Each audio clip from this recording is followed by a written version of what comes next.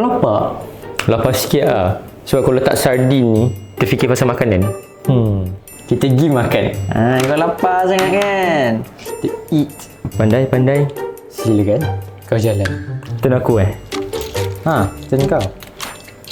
Aku nak letak apa Okey. Aku tahu nak letak apa.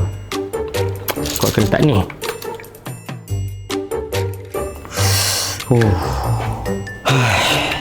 Apa aku boleh buat ni?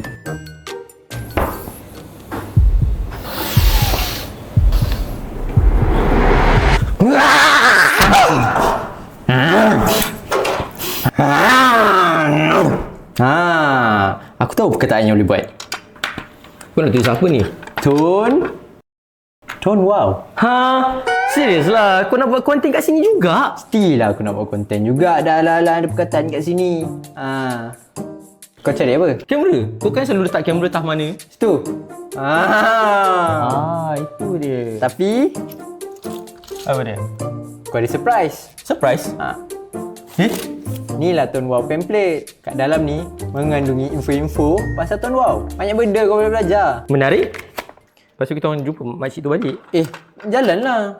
Tone Wow nak aku explain lagi ke?